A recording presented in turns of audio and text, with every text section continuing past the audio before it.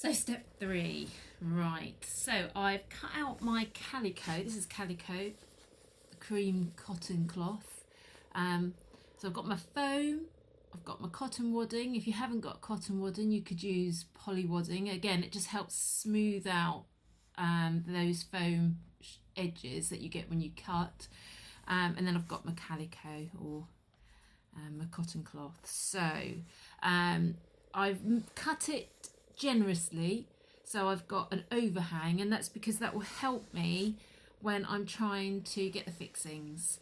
And what I've done is just popped in 2 staples I'm just using a hand stapler, just because if I had my compressor on, I've got one of these bad boys, but the trouble is it's really noisy whilst it's filling up, so for today I thought I'd use this, just as good. Right, so I've popped in 2 staples, and what you do is you start in the middle and work out, and you need to try and get the same degree of tension as you go.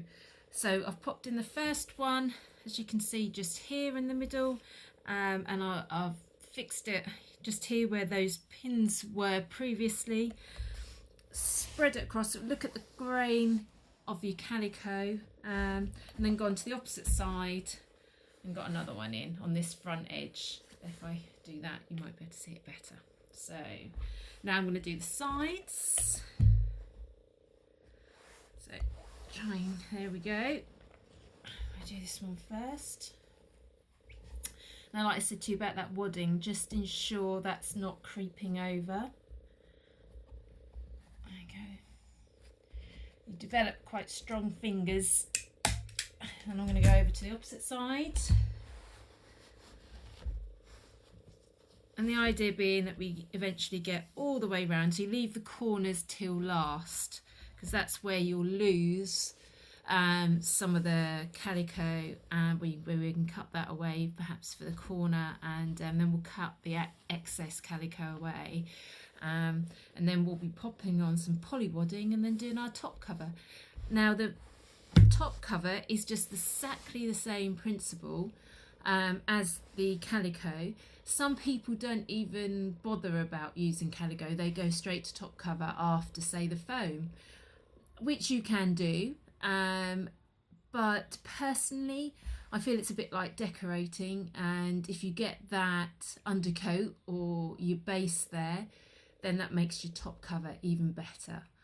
And not only that, if you ever want to change your top cover in the future, you've got your base there, and it's easy to do because this base is holding the shape and it's protecting your new top cover. So I'd always recommend using calico. But yes, so I'll leave you to get on with that. The only thing is, when you're doing it, you might need to just, as I don't know if any of you dressmake, but when you get to the front edge, where these curves are, if you've got any curves, you might just have a nice rectangle, in which case it would make life a bit easier. I'll just pop this one in, I'll just show you quickly.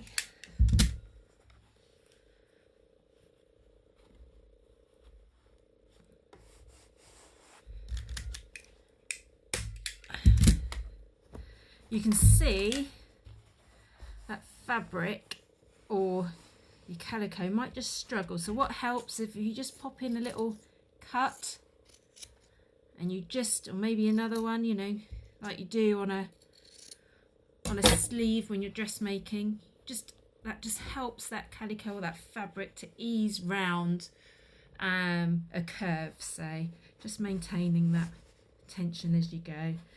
Might just need to make that a little bit deeper, a little bit closer to that fixing edge. There we go. You see, you have a bit more tension in the right place, because what you want to do, you don't want any rucks as such. You want to just try and keep it, and sometimes you just need to snip a bit more of that cotton wadding or your poly away, your poly wadding if you're using poly.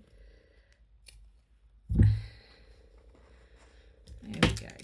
So and don't worry if you feel you need to take a staple out and reposition. It's better to do that than to just carry on. And because like I say, this is really important. This is your foundations to your finished article. So it's worth getting this bit right. It really is. So yes, good luck with that, and see you at step 4.